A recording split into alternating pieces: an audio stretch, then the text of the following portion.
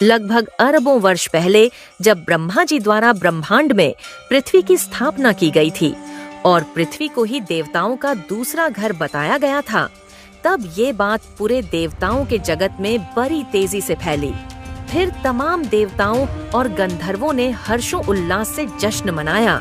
उस समय पूरा ब्रह्मांड खुशी और उल्लास में डूब चुका था।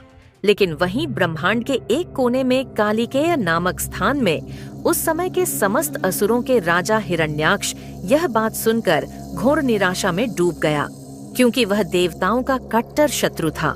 वह पूरे ब्रह्मांड में असुरों का साम्राज्य स्थापित करना चाहता था। इसीलिए उस समय देवताओं की बढ़ती ख्याति देख उसे घोर निराशा हुई।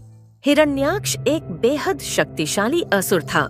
उसे ब्रह्मा जी द्वारा तमाम सिद्धियां और वरदान प्राप्त थे और इसी का फायदा उठाकर सही समय देख हिरण्याक्ष ने स्वर्गलोक पर अचानक से अपनी पूरी सेना के साथ हमला बोल दिया, जहां असुरों और देवताओं के बीच भीषण युद्ध हुआ और अंत में हिरण्याक्ष ने देवताओं को शिकस्त देकर स्वर्गलोक पर अपना कब्जा जमा लिया।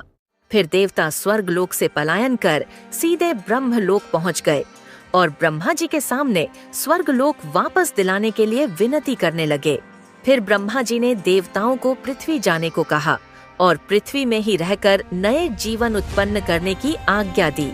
इसके बाद सभी देवता पृथ्वी चले आए और सभी ने अपना अपना कार्य शुरू कर दिया।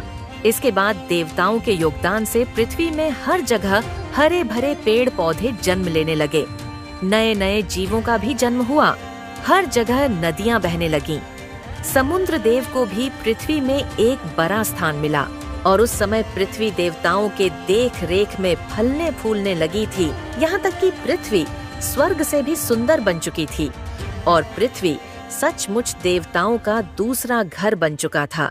फिर कुछ वर्षों बाद यह बात हिरण्याक्ष को पता चली, जिसके बाद वह काफी क्रोधित हो उठा। फिर उसने ठान लिया कि वो इस बार देवताओं को खत्म करके ही मानेगा। इसके बाद वह पृथ्वी की ओर निकल पड़ा। पृथ्वी के समीप जाकर जब उसने पृथ्वी की सुंदरता देखी, तब उसकी आंखें वहीं फटी की फटी रह गईं। फिर वो गुस्से से लाल हो उठा और फिर उसने देवताओं को खत्म करने की योजना बनाई। फिर उसने अपने वरदान का इस्तेमाल करके खुद का आकार पृथ्वी से भी सैकड़ों गुना बड़ा कर लिया और पृथ्वी को अपने हथेली में दबोचकर लगभग 12 अरब प्रकाश वर्ष दूर रसातल के पास, यानी कि ब्रह्मांडीय महासागर के पास ले गया, जो कि पृथ्वी के समुद्र की तरह ही पूरे अंतरिक्ष का महासागर है, जिसमें पृथ्वी की तरह अरबों ग्रह समा सकते हैं और जहां डूबने के बाद दोबारा से बाहर आना नामुमकिन है।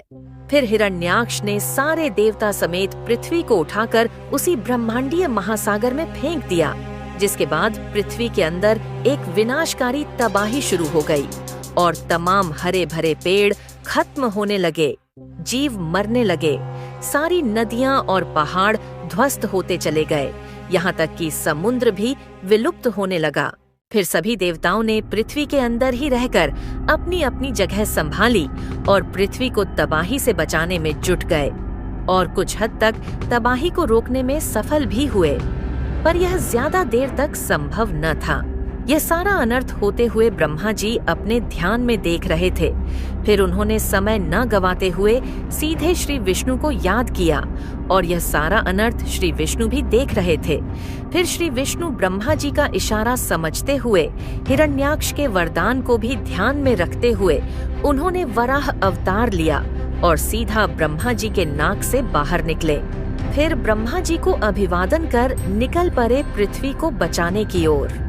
फिर वराह जब ब्रह्मांडीय महासागर के समीप पहुँचे तो उन्होंने अपना आकार महाविशालकाय बना लिया और पृथ्वी को बचाने के लिए सीधे ब्रह्मांडीय महासागर में कूद पड़े। फिर इसके बाद ब्रह्मांडीय महासागर के अंदर काफी ढूंढने के बाद वराह अवतार को पृथ्वी आखिर मिल ही गई। फिर वराह ने पृथ्वी को अपने शूरों में रखकर तैरते हुए ब्रह्मांडीय महासागर से बाहर निकले और पृथ्वी को वापस ले जाकर उसके रेखा में वापस से स्थापित कर दिया। इसके बाद सभी देवता राहत की सांस लेने लग गए और फिर उन्होंने हाथ जोड़ते हुए वराह अवतार को अपना धन्यवाद दिया। इसके बाद वराह सीधे निकल पड़े स्वर्ग लोक की ओर, जहाँ की हिरण्याक्ष पृथ्वी समेत देवताओं को नष्ट करने की खुशी में जश्न मना रहा था। फिर कुछ देर के बाद हिरण्याक्ष का ध्यान दूर से आ रहे महाविशालकाय आकार वराह पे गया। फिर वह इतना बड़ा रूप देखकर अचंभे में पड़ गया। वह समझ गया कि हो न हो यह त्रिदेव में से ही कोई एक है। फिर स्वर्ग लोक में समस्त राक्षस अपनी जान बचाते हुए अपने स्थान कालिकेय भागने लगे। हिरण्याक्ष के रोके भी ना रुके। इतना कुछ देख हिरण्याक्ष काफी क्रोधित हो उठा और गुस्से में आकर उसने भी अपना रूप महाविशालकाय बनाकर वराह से युद्ध करने स्वर्ग लोक से बाहर निकल पड़ा। फिर वराह और हिरण्याक्ष के बीच जमकर काफी समय तक युद्ध चला। हिरण्याक्ष ने अपनी सारी वरदानी ताकत वराह पे लगा दी, पर इन सब का वराह पे कोई असर न हुआ। और आखिर में जब वराह से युद्ध करते हुए हिरण्याक्ष की सारी सिद्धियां और शक्तियां समाप्त हो गईं, तब भगवान वराह ने अपने एक ही दमदार प्रहार से हिरण्याक्ष को मौत के घाट उतार दिया। इसके बाद सारे देवी देवता वराह अवतार से काफी खुश हुए और भगवान वराह को अपना धन्यवाद दिया। फिर भगवान वराह अपने लोक यानी कि वैकुंठ लोक लौट गए।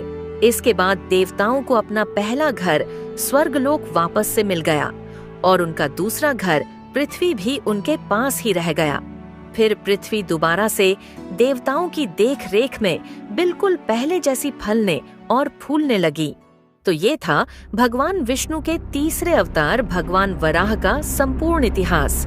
यदि आपको वीडियो पसंद आई हो तो एक लाइक जरूर दें और साथ ही सनातनी इतिहास को ऐसे ही पाते रहने के लिए भी सब्सक्राइब कर लें। जय भगवान वराह की, जय श्री हरि की।